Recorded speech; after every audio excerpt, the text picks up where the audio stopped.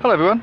So I wanted to today talk about the question as to whether there should be points deduction in the World Test Championship based on some teams not bowling their required overs in a day. So should that be so important that it potentially decides who makes it to the World Test Championship final? Now you can lose, I think, 1 or 2 points in a match, maybe more than that, out of what is often only 10 points for the match. So you could potentially win the match and lose all your points because you bowled a bit too slowly. In this match at the MCG, Australia's looking at possibly losing a couple of points. I don't know how many points, but it shouldn't make a difference to deciding the team that makes it to the final, but it might.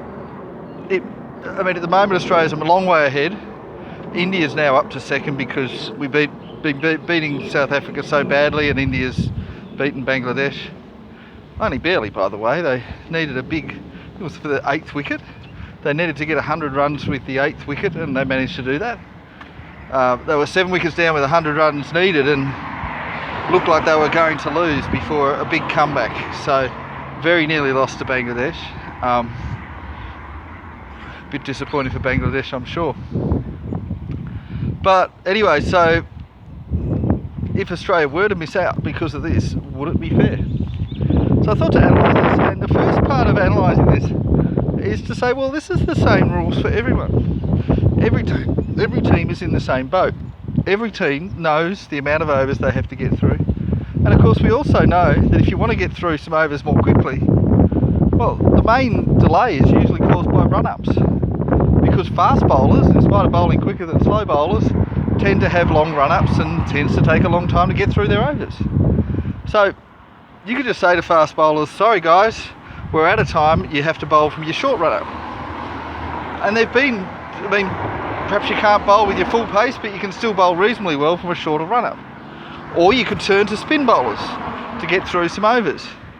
Just say, all right, well, look, we're winning the game. Let's just have a few overs of spin so we can catch up on the over rates, and then we're good. And you'd think every team could do that if they needed to. But I guess the question is whether this is completely fair, because if you have a side that tends to have more fast bowlers than spin bowlers, you might be disadvantaged. I mean, in this test match, Australia have played 4 fast bowlers and 1 spinner. That 1 spinner being Nathan Lyon. And even though Cameron Green is now injured, so he won't be bowling in this match anymore, he took 5 wickets in the first innings. So that's a pretty heavy weighting on fast bowlers. And you'd think logic would tell you that if Australia is potentially going to win by an innings, which is what it looks like, whilst declaring, they shouldn't be losing any points. That should be full points. That's a very comprehensive victory. And you'd think it's such a big victory, and with so much time to spare, you'd think that you shouldn't be losing points for bad over rates. I mean, what should you be losing points for? It's what do bad over rates cost? Well, obviously, if you have, you should have a 5-day test. It should have 5 lots of 90 overs, 450 overs. And let's say that you were losing, but you managed to stave off a draw because only 430 overs were bowled instead of 450. So you're 9 wickets down, 430 overs bowled in the match. There should be an extra 20, but we ran out of time because you bowled too slowly when you were bowling. That would be cause for having deduction. But if you've won the match, you shouldn't be deducted anything. Surely that makes sense. That you should only be deducted the points if you end up in a draw. In other words, okay, as long as there's a result, there shouldn't be any points deducted. And in fact, it arguably should be no points deducted either way. And it should only get back to when there's a draw, because that's when there's been a bit of cheating. And when there's a draw and you might have won, but for that. So you'd think that would make sense. Sure, you could say, okay, the crowd is disappointed. The crowd's really disappointed when, we only got through 88 overs today. Oh dear, I feel like I want my money back. I mean, there used to be a time when the West Indies were going with 4 fast bowlers and they'd only get through 75 overs in a day. and people were very excited to see it. So I think practically it should only come into effect when it becomes a draw. So let's say you have a match and it's over in 2 days, and one side had a bit of an over-reliance on fast bowlers. Shouldn't matter. Should only be when it's a draw. Shouldn't matter if you lose. If you lose and you've bowled a few too many overs, or a few too few overs I should say, it shouldn't matter. The other thing is there are some sides that have more spin bowlers, and that doesn't make them a better side. It just happens that some teams, their makeup is that spin bowlers are more useful. And it's also, there's certain conditions which favour spin bowling. So you generally have better spin bowlers and more spin bowlers from the subcontinent teams and playing in the subcontinent.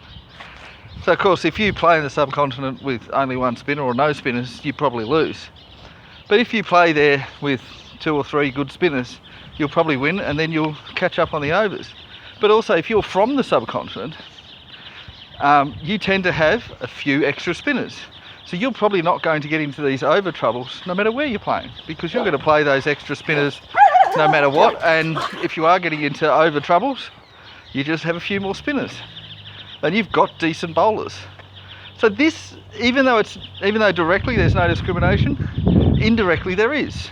And if you were in an employment position and you were saying, oh look, I'm not discriminating against anyone, but yet the policy ends up discriminating, it would become still a discriminatory policy, and you'd have to stop it.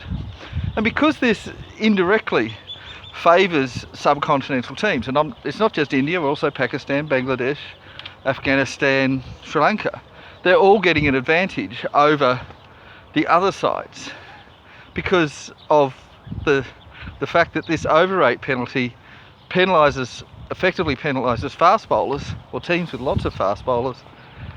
It does become, well, perhaps not a racist policy, but one which penalises certain regions, and that's really quite unfair. So what is a way around this? Well, the fact is that it should only ever even come into effect when it's a draw, because if you've won or you've lost, this hasn't changed the result, so who cares? You're not going to win because you bowl too few overs, and you're not going to lose because of it. It's going to cause a draw when otherwise it should have been a result. So it should only come into effect when it's a draw. That's the first thing. And the second thing is there probably should be some allowance for having extra fast bowlers or having extra spin bowlers. I'm not sure how to do that, but certainly it is a bit of a discriminatory process, a discriminatory policy at least. And I do think, to be fair to everybody, if there is a result, there should be no penalty. And I think that should be just across the board. Doesn't matter if it's a win or a loss and who wins, who loses. As long as it's a result, there's no penalty. That should be across the board. And I know that we're saying, oh well, but that's not very fair. No, it is. I'm sorry, if you're using your extra fast bowlers because you want a result, that's what you want.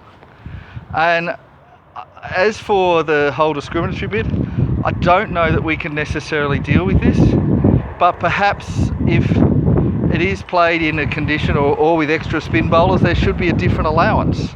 Perhaps you can say, all right, well, with 4 fast bowlers, you would normally get through this many overs.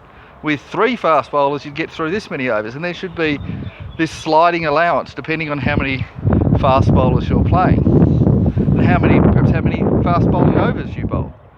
And that would be a bit of a mathematical issue, but again, I don't think there should be any penalty at all unless it's a draw. Anyway, that's it from me. Bye bye now.